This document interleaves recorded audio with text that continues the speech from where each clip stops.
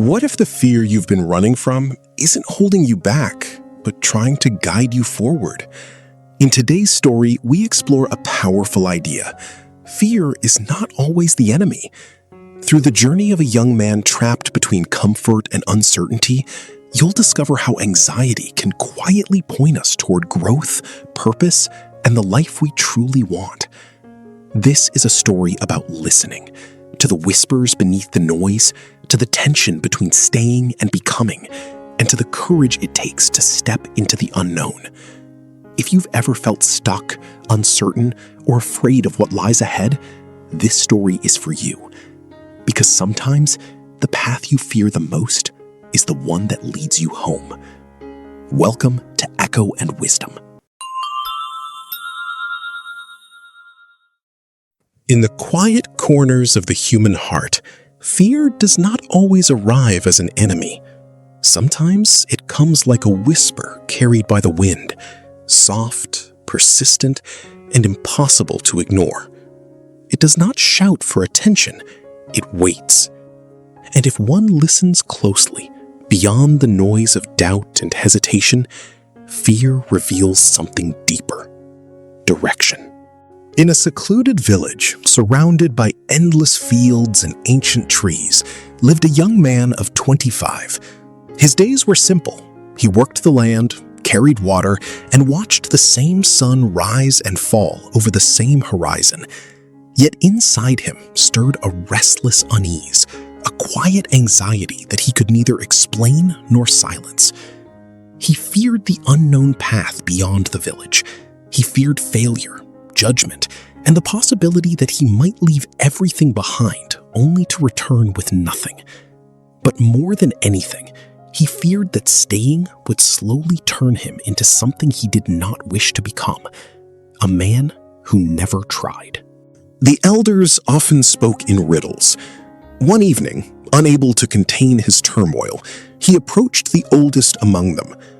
The old man listened without interruption, his eyes calm like still water.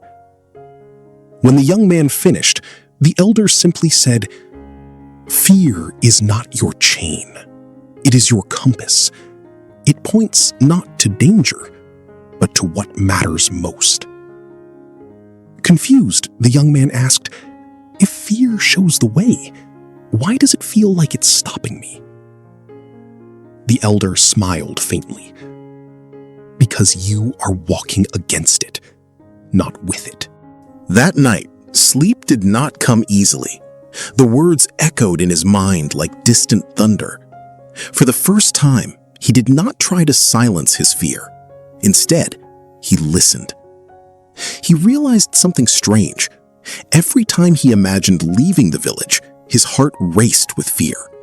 But that fear carried a strange energy, almost like excitement, buried beneath layers of doubt.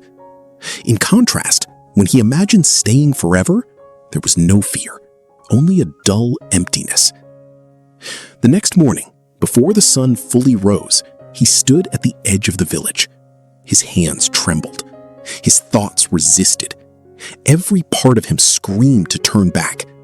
Yet he remembered the elder's words. Fear was not telling him to stop. It was pointing somewhere. With a deep breath, he stepped forward. The journey was not easy.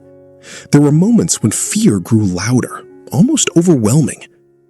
But each time, instead of retreating, he asked himself a simple question. What is this fear trying to show me? Sometimes it revealed his lack of skill, so he learned. Sometimes it exposed his doubts, so he faced them. Sometimes it reminded him of what he valued, so he protected it.